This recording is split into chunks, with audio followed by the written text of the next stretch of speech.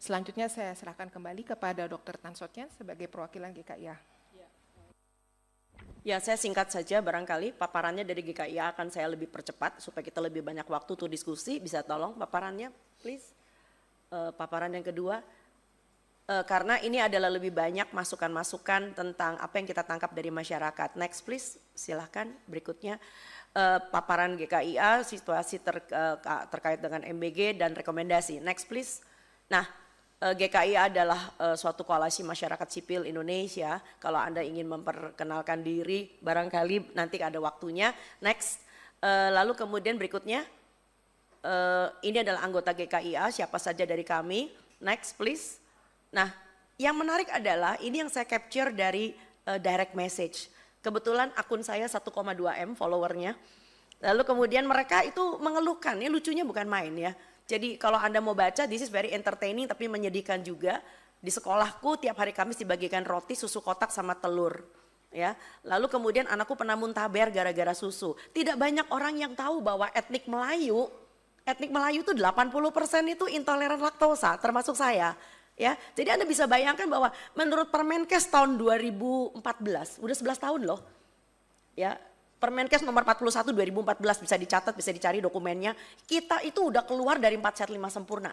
Saya nggak tahu apakah anggota dewan yang terhormat masih tahu itu, bahwa kita udah lewat dari 4 sehat 5 sempurna. So, susu adalah bagian dari protein hewani yang tidak penting banget. Selama di situ ada telur, ada ikan, ada daging, negara kita kurang apa lagi? Ya, jadi kita tidak mungkin mengkonsumsi susu sebagai bangsa Melayu begitu loh ya. Akhirnya ada yang mencret. Lalu kemudian di Depok ada ayam masih mentah, ya kan? Lalu kemudian ada lagi selama di kampungku juga pernah ada belatung seperti yang tadi udah diungkapkan oleh Cisdi. Next please. Nah, ini ada beberapa lagi keluhan berikutnya. Mohon maaf. Ya. Ini adalah bukti nyata dari susu yang dibagi. Anda bisa tahu bahwa publik kita tuh udah pinter, publik kita udah pinter banget. Yang dibagi ini bukan susu, ini adalah minuman bergula dan ada tulisannya tidak cocok untuk bayi sampai usia 12 bulan. Bahkan perlu saya tambahkan ada yang menu kering yang diberikan kacang sukro. Itu kan gak masuk di akal sama sekali gitu loh. Dan kacang sukro juga ada tulisannya karena mengandung aspartam. Tidak cocok untuk balita dan ibu hamil dan dibagikan. Anak sudah makan ayam goreng tapi diturunkan menjadi sufor dan bubur instan. Ya bayangin anaknya udah umur berapa itu, udah 1 tahun lebih ya. Tapi lalu kemudian dibagi-bagi MBG-nya dalam bentuk bubur instan. Ini kan penurunan dekadensi ya, suatu ketatanan pemberian makan bayi dan anak. Next please. Jadi banyak sekali publik yang udah pinter ya. Nah akhirnya ada orang yang merasa bersalah karena jadi sering buang makanan ya. Bahkan ada yang terakhir anaknya masuk IGD karena mual dan muntah ya kan. Next please. Jadi ini bukan main-main sebetulnya. Next. Nah, yang menarik adalah kita sebetulnya sudah punya dokumen dari BGN sendiri, di mana disebutkan di dalam dokumen BGN tentang panduannya adalah edukasi pangan dan gizi diberikan oleh Kedeputian Bidang Promosi dan Kerjasama dan seterusnya. Tetapi pertanyaannya kalau kita bagi makanan di sekolah di Posyandu itu diberi nggak edukasi itu? Enggak. Ya, bahkan kalau ada orang yang nanya selalu dibungkam. Udah nggak usah banyak nanya, dikasih aja bagus, bersyukur napa? Next please. Ya. Nah, ini yang menarik. Kalau dikatakan meningkatkan UMKM, apakah UMKM yang diberdayakan adalah yang seperti ini, yang jualan makanan instan, yang jualan frozen food. Ya, kita tuh belum pernah tahu data-datanya bahwa ternyata yang diuntungkan adalah nelayan, petani, ya peternak kita belum lihat gitu loh. Jadi yang diuntungkan adalah orang, mereka alhamdulillah banget. Dan sekarang mereka galak banget kalau dibilang MBG itu mau dihentikan, karena mereka mengatakan kalian jahat MBG dihentikan. Itu namanya menghentikan kita punya mata pencaharian sekarang. Sekarang jadi seperti buah si malakama. Jadi di antara masyarakat sendiri sekarang sudah dibenturkan menjadi 2 kubu. Kubu yang mengatakan bahwa dia untung karena dagangannya laku padahal dagangannya nggak sehat. Di sisi yang lain ada masyarakat yang menginginkan tolong dong kalau beri MBG yang sehat dong buat kami. Next please, silakan berikutnya. Nah ini yang menarik sekali. Sebetulnya sudah ada konektivitas antara Kementerian Kesehatan dengan BGN. Ya BGN itu sendiri sudah mengatakan dalam dokumennya bahwa telah ditetapkan oleh Kementerian Kesehatan konsep-konsep pemberian makanan bergizi. Ya, dan ini Kementerian Kesehatan sudah memberikan dokumen asupan masukan sejak Desember 2024. Next please. Nah, tetapi yang menarik adalah BGN sendiri juga mengatakan bahwa edukasi diberikan oleh kedeputian, tetapi sampai hari ini tidak. Next please, biar cepat saja. Nah, yang lebih menarik lagi adalah BGN sendiri menandatangani kerjasama dengan Danone. Kita tahu banget Danone itu adalah salah satu perusahaan susu formula. Next please. Dan akhirnya karena penandatanganan tersebut, ini juga tadi yang sudah dikeluarkan oleh CISDI, maka BGN sendiri melanggar undang-undang yang kita buat, peraturan pemerintah, ya, karena akhirnya mereka memberikan paket MBG yaitu formula, biskuit balita, ya, dan formula lanjutan, yang mana bangsa kita tidak butuh formula, bangsa kita butuh edukasi, anak bisa menyusu dengan baik sampai dengan insya Allah 2 tahun. Anak kita mempunyai MPASI, makanan pendamping ASI karena orang tuanya pinter. Next please.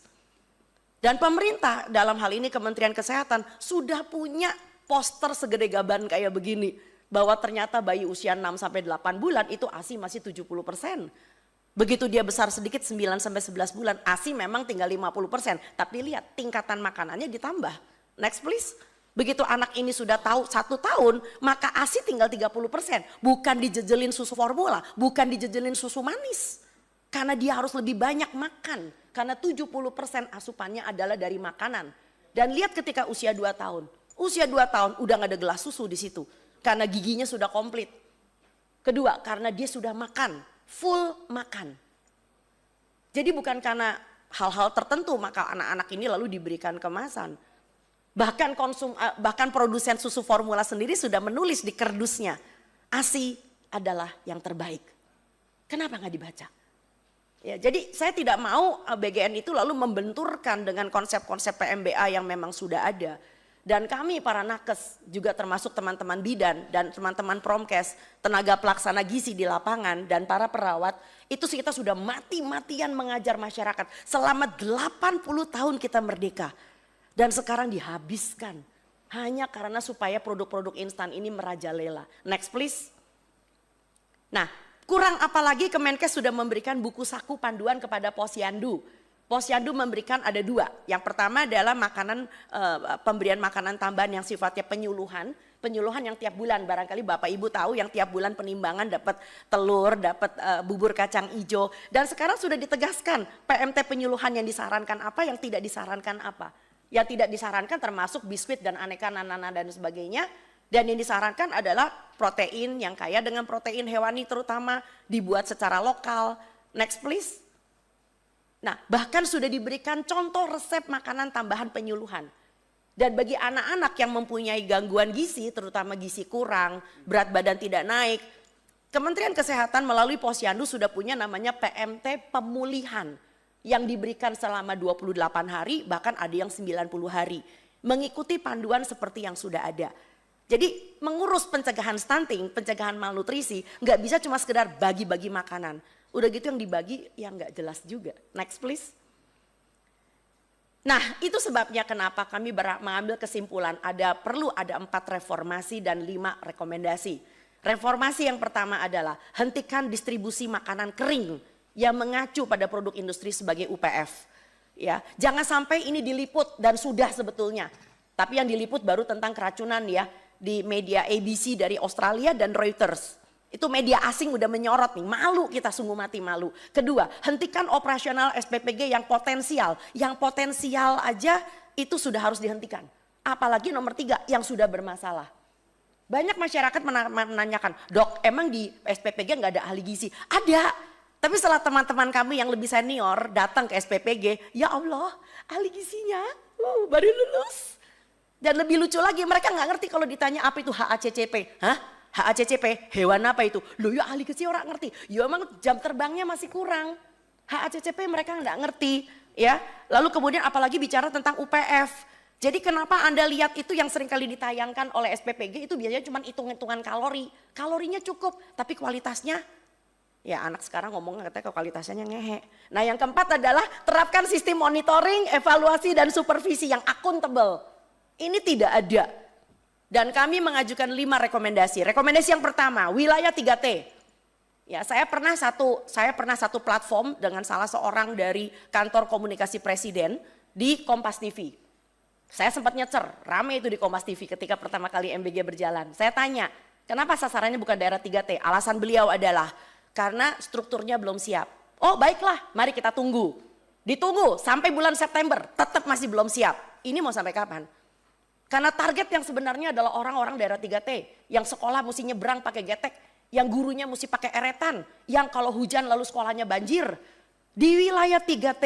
Dan tentu saja karena 3T nggak bisa membangun dapur SPPG mewah yang harganya miliaran, maka kita harus membina kantin sekolah. So adakan modifikasi MBG. Jadi jangan kekeh keras kepala batu harus pakai SPPG.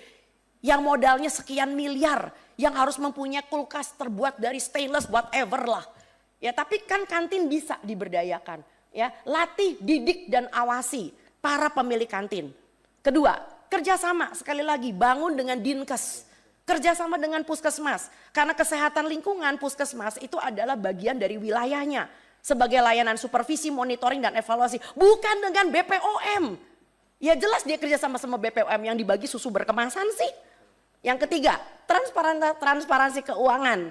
Di mana dapur dan penyedia diketahui publik. Nggak diem-dieman. Yang keempat, buktikan bahwa terjadi edukasi makanan bergizi. Karena ini adalah janji dari BGN. Supaya masyarakat kita tuh bisa, anak-anak itu nggak buang-buang sayur. Kalau sayurnya nggak doyan, nggak semua sayur berdaun kan. Ada yang namanya wortel, ada yang namanya labu siem. Ya. Nggak semua sayur berdaun gitu. Lalu kemudian libatkan bekerja sama dengan tenaga pelaksana gizi puskesmas. Ya, TPG kita tuh marah-marah loh. TPG kita mengatakan kita kayak dicuekin kayak pot kembang, cuma taruh di pinggir aja. Dan guru-guru lebih kesian lagi, sekarang punya istilah baru, Master of bagi-bagi makanan.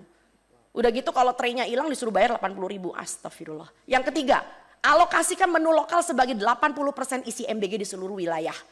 Ya, saya pengen anak Papua bisa makan ikan kuah asam. Saya pengen anak Sulawesi bisa makan kapurung. Tapi yang terjadi dari Lokna sampai dengan Papua yang dibagi adalah burger di mana tepung terigu tidak pernah tumbuh di bumi Indonesia. Enggak ada anak muda yang tahu bahwa gandum tidak tumbuh di bumi Indonesia. Dibagi spaghetti, dibagi bakmi gacoan. Oh my god. Ya, dan maaf ya, itu isi burgernya itu kastanisasi juga. Kalau yang dekat dengan pusat supaya kelihatan bagus, dikasih kayak chicken katsu.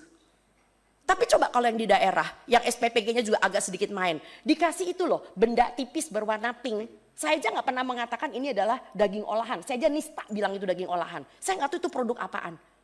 Itu rasanya kayak karton warnanya pink. Dan buat lucu-lucuan nih, lalu anak-anak disuruh, oke, do it your own. Ya, DIY. Susunnya, ada sayurnya. Astaga, kan bukan itu tujuan MBG. Punten. Ya, dan akhirnya apa? Ini mau sampai kapan makannya burger? Gitu loh ya. Jadi saya setuju bahwa ada anak yang tidak suka dengan pangan lokal. Karena mereka tidak terbiasa. Tapi bukan berarti lalu request anak-anak. Lalu dijawab oleh dapur. Ya wis loh, nek requestnya ngono ya kuis wae ora popo. Lah kalau requestnya cilok, mati kita. Boleh gak ciloknya dimodif menjadi bakso ikan? Itu kan kalau ininya cerdas kan bisa jalan gitu loh. Ya tapi mau ngomong apa kalau SPPG-nya ditekan?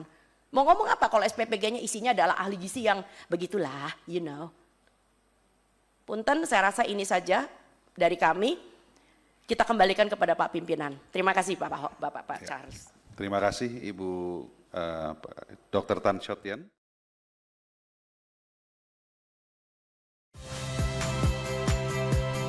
Saya Aldin Fridianto.